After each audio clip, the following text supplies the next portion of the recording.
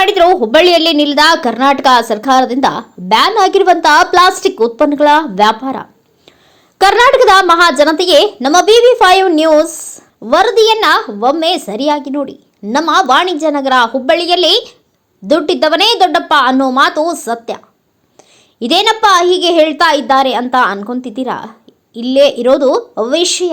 ಅದೇನಪ್ಪಾ ಅಂದ್ರೆ, ಈ ಕಳೆದ 2 ತಿಂಗಳಿಂದ ನಮ್ಮ ಹುಬ್ಬಳ್ಳಿ ಧಾರವಾಡ ಮಹಾನಗರ ಪಾಲಿಕೆಯ ಘನತ್ಯಾಜ್ಯ ವಿಭಾಗ ಹಾಗೂ ಆರೋಗ್ಯ ಇಲಾಖೆ ಕೂಡಿ ಸಣ್ಣ ಪುಟ್ಟ ವ್ಯಾಪಾರಿಗಳ ಹತ್ತಿರ ಸರ್ಕಾರ ನಿಷೇಧ ಮಾಡಿರುವ ಪ್ಲಾಸ್ಟಿಕ್ ಉತ್ಪನ್ನಗಳ ಮೇಲೆ ದಂಡ ಪ್ರಯೋಗ ಮಾಡಿರ್ತಾರೆ.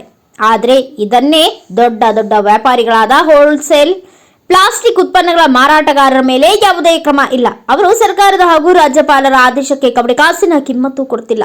ಯಾರ ಅಂಜಿಕೆ ಇಲ್ಲದೆ, ಯಾರ ಭಯ ಕೂಡ ಇಲ್ಲದೆ ಬಿಂದಾಸ್ ಆಗಿ ಕರ್ನಾಟಕ ಸರ್ಕಾರ ಬ್ಯಾನ್ ಮಾಡಿರುವ ಪ್ಲಾಸ್ಟಿಕ್ ಉತ್ಪನ್ನಗಳನ್ನ ಮಾರುತ್ತಿದ್ದಾರೆ. ಇವರ ಮೇಲೆ ಇನ್ನೂವರೆಗೂ ಕಾನೂನು ಕ್ರಮ ಯಾಕೆ ಜರುಗಿಲ್ಲ? ಇವರು ಅಂತಹ ಪ್ರಭಾವಿಗಳೇ. ಮಹಾನಗರ ಪಾಲಿಕೆ ಹಾಗೂ ಸಂಬಂಧಪಟ್ಟ ಇಲಾಖೆಗಳು ಉತ್ತರ ನೀಡಬೇಕು. ಸಾಮಾನ್ಯ ಜನರಿಗೆ ಹಾಗೂ ಪರಿಸರಕ್ಕೆ ನ್ಯಾಯ ದೊರಕಿಸಿ ಕೊಡಬೇಕು. ಇದು ನಮ್ಮ BV5 ನ್ಯೂಸ್ ಪರಿಸರದ ಕಳಕಳಿ. ಬ್ಯೂರೋ ರಿಪೋರ್ಟ್ ಗುರುರಾಜ ಹಂಚಾಟೆ, ಭಾರತ ವೈಭವ ನ್ಯೂಸ್, ಹುಬ್ಬಳ್ಳಿ.